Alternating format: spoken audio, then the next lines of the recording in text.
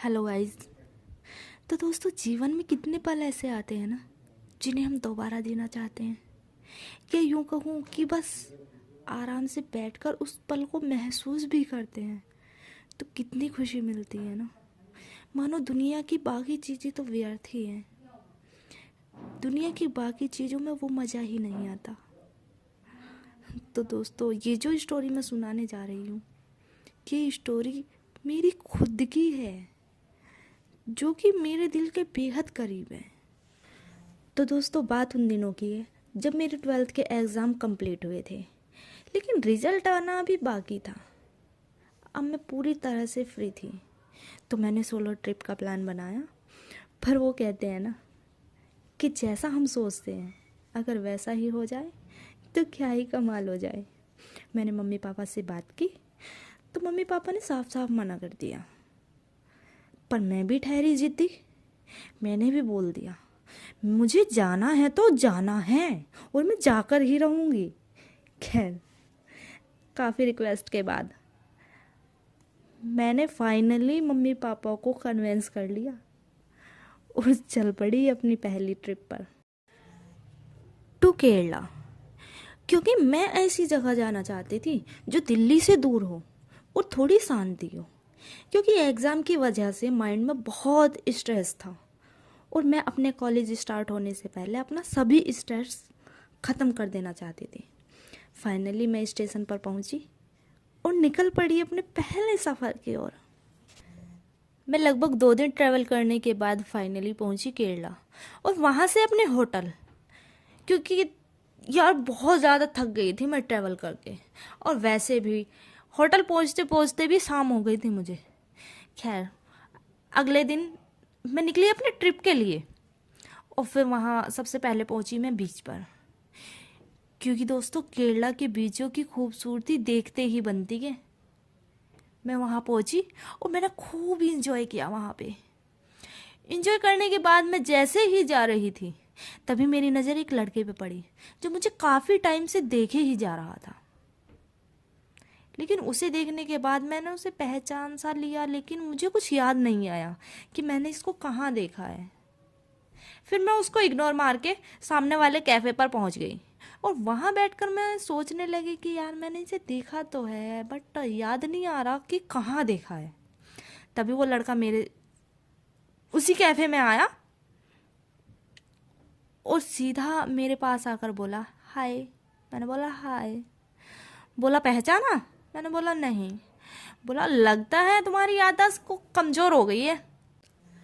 बोला दिल्ली में science fest हुआ था ना, वहाँ तुमने फर्स्ट प्राइज़ जीता था, मिस अंजलि अरोरा। ओह हाँ, याद आया याद आया। मुझे बोला हाँ समझे तुम? मैंने कहा हाँ याद आया। मैंने पूछा यहाँ कैसे तुम? बोला बस यूं ही घूमने आया था। ओ मेरे अंकल रहते हैं यहाँ, मैंने सोचा उनसे मिल भी लूँगा और घूमना भी हो जाएगा। और तुम्हारा भी कोई रहता है क्या यहाँ? मैंने बोला नहीं, मैं तो सोलो ट्रिप पर आई हूँ।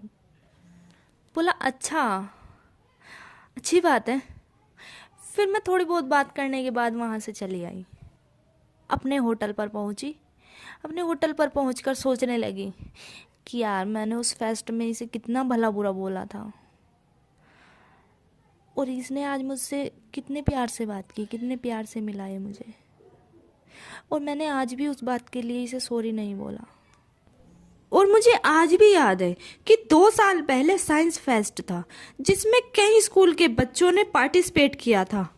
ऑब्वियसली मैंने फर्स्ट प्राइज जीता था उसमें, लेकिन उसमें भी सबसे ज़्यादा एक बात पर चर्चा थी और वो था प्रैंक जो मेरे साथ किया गया था। तो दोस्तों हुआ ये था, जब हम लोग कंपटीशन के दौरान गए तो वहाँ मेरी शर्ट के पीछे किसी ने यह लिख कर चिपका दिया था कि 500 रुपीज़ ओनली, और उसका सारा इल्ज़ाम मैंने संजीव पर डाल दिया था। मैं बहुत रोई थी उस टाइम पे कि जिस बंदे को मैं जानती तक नहीं उसने मेरे साथ ऐसा क्यों किया, और मैंने रोते रोते संजीव के खिलाफ़ कंप्लेंट भी कर दी थी। उसे मैंने पहली बार देखा था तब, और वो बार बार बोलता रहा कि ये सब मैंने नहीं किया, मैंने नहीं किया। लेकिन उसके बाद अथॉरिटीज़ ने उसे डिस्क्वालीफाई कर दिया और मैं फर्स्ट आ गई। वरना वहाँ सभी लोग बोल रहे थे कि संजीव ही फर्स्ट आएगा। लेकिन कुछ दिन बाद मुझे पता चला कि ये एक प्रैंक था, और जो कि संजीव ने नहीं बल्कि हमारे ही स्कूल के एक लड़के ने किया था मेरे साथ। उसके बाद मैंने संजीव को सॉरी बोलने का सोचा, लेकिन मुझे कभी संजीव दिखा ही नहीं। उसके बाद सीधा आज दिखाई दिया, लेकिन आज भी मैं संजीव को सॉरी नहीं बोल पाई उस दिन के लिए। अगले दिन सुबह मुझे और जल्दी उठना था, क्योंकि मुझे बोट रेस देखने जाना था, और वो जगह जहाँ बोट रेस होने वाली थी वो मेरे होटल से काफ़ी दूर थी, और अगर मैं लेट हो जाती तो मेरी बोट रेस छूट जाती या मुझे पूरी बोट रेस पीछे से देखनी पड़ती। तो इसीलिए मैं सुबह जल्दी उठी और जल्दी जल्दी तैयार होकर निकल गई, लेकिन रास्ता लंबा होने की वजह से मैं काफ़ी लेट हो गई थी। रेस लगभग स्टार्ट हो ही गई थी। मैं पीछे खड़ी खड़ी ऊँचों को चक्कर देखने की कोशिश कर ही रही थी कि तभी पीछे से आवाज़ आई, ओए एक्सक्यूज़ मी। मैंने पीछे मुड़कर देखा तो मेरे पीछे संजीव खड़ा था। वो बोला, तुम यहाँ क्यों खड़ी हो? मैंने उसे पूरी बात बताई तो वो हंसा और हंसकर बोला, कोई बात नहीं, तुम टेंशन मत लो, मेरे अंकल ऑर्गेनाइजेशन के मेंबर्स में से एक है।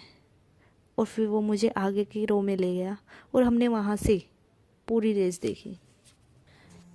रेस ख़त्म होने के बाद संजीव मुझे अपने अंकल के गांव ले गया। वहाँ पर जाकर हमने काफ़ी मस्ती की। मैंने तो काफ़ी सारे दोस्त भी बना लिए थे, काफ़ी अच्छे लोग हैं वहाँ के। और केरला में जाकर मुझे वहाँ की संस्कृति और रीति रिवाजों को पास से जानने का मौका मिला। उसने और उसके कज़न्स ने मुझे पूरा केरला घुमाया, लेकिन मैं धीरे धीरे उसकी ओर खींची चली जा रही थी। मुझे इस बात का एहसास भी हो रहा था और शायद उसके कज़न्स को भी हो रहा था। फिर 1-2 दिन के बाद मैं वहाँ से चली आई, लेकिन वो और केरला ने मेरे मन में एक अलग ही जगह बना चुके थे। और वहाँ से वापस आने के कुछ दिन बाद ही मेरा रिजल्ट आया, और साइंस साइड से मैंने पूरी दिल्ली में टॉप किया। और दूसरे नंबर पे पता कौन था? हाँ, सही समझा आपने बिल्कुल, दूसरे नंबर पर संजीव ही था। इसके बाद मैं उससे कभी नहीं मिली, उसे कहीं नहीं देखा। सुना है कि वो आगे की स्टडी करने के लिए लंदन चला गया और फिर वहीं जॉब करने लगा, वहीं सेटल हो गया। मैं भी अपनी लाइफ में बिज़ी हो गई, लेकिन कभी कभी सोचती हूँ कि उसके लिए जो मेरे दिल में फीलिंग्स थी वो केवल मेरे ही दिल में थी या उसके दिल में भी थी। पर अब सोचती हूँ कि अगर उसके दिल में भी थी तो उसने कभी कोशिश क्यों नहीं की बताने की कि उसके दिल में भी कुछ है। लेकिन अब सोचती हूँ कि अच्छा ही हुआ, क्योंकि अगर मेरे दिल में ही थी केवल फीलिंग तो मैं उस फीलिंग को ख़राब नहीं करना चाहती। और वैसे भी कुछ चैप्टर अधूरे ही अच्छे लगते हैं।